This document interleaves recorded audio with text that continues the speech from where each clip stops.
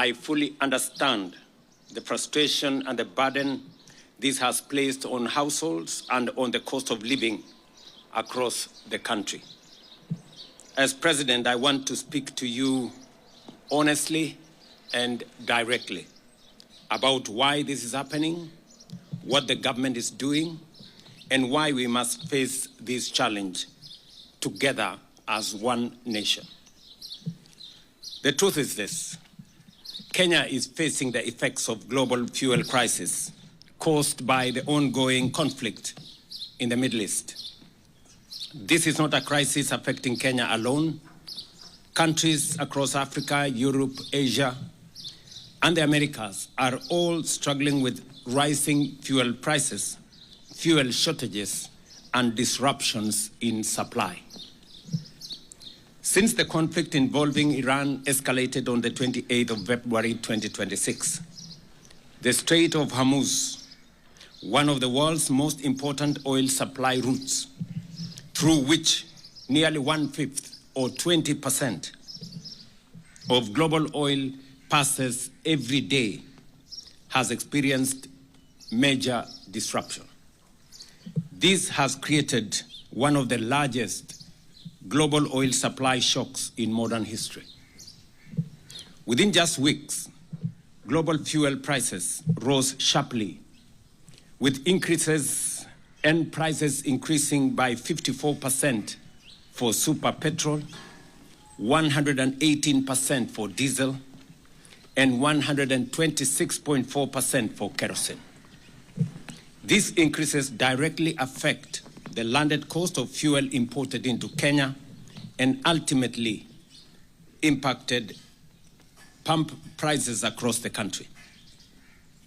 The World Bank now projects that global energy prices will rise by 24% in 2026 alone, while the International Energy Agency has warned that global market may remain undersupplied until late 2026 or beyond.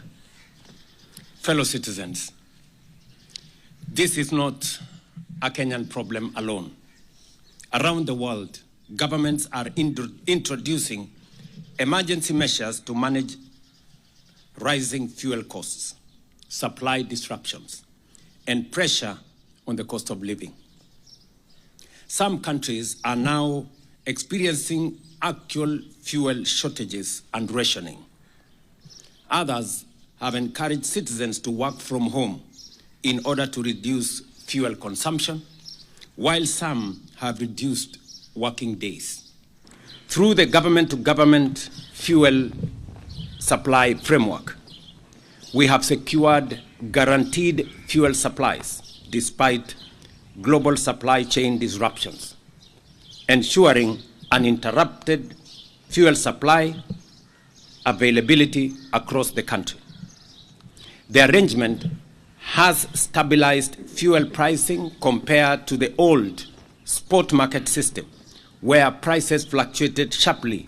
International market, we have the freight costs, the cost of bringing in the product, but also insurance of this product or cargo, and inflation costs. So you will note that when the conflict started in February, within a month or two, the dollar rate had already gone up from about 3,600 shillings exchange rate to 3,800 shillings. That was the main contributor to that increment that we might have experienced during that period. And we continued to engage the oil marketing companies at that time to ensure that indeed the pump price is reflective of only the impact of the inflation costs, and which we ascertained, and we ensured we managed at that time. But as we enter May, June, where we're already in May ending, I've indicated that we are now going to feel beyond just the inflation costs. We are now starting to bring in product that we ordered after February. So we are starting to feel that price of crude oil that jumped from $65 per barrel, initially clocking at $120 per barrel in March and came back a little down, but it keeps fluctuating. So we keep monitoring that. So Joan, that's the first part. Then why did we have deficiencies or supply gaps? Yet we have sufficient supply guaranteed by our current arrangement between UNOC and Ruto. I explained it. Uganda, under this arrangement, we were able to keep our prices within an allowable limit. So as we entered the conflict in the region, our prices were much lower than our neighbors. So naturally, that forces our neighbors to look to us for supply. So we had panic buying, especially around the border posts, and that in a way reduced the supplies that were available for Uganda.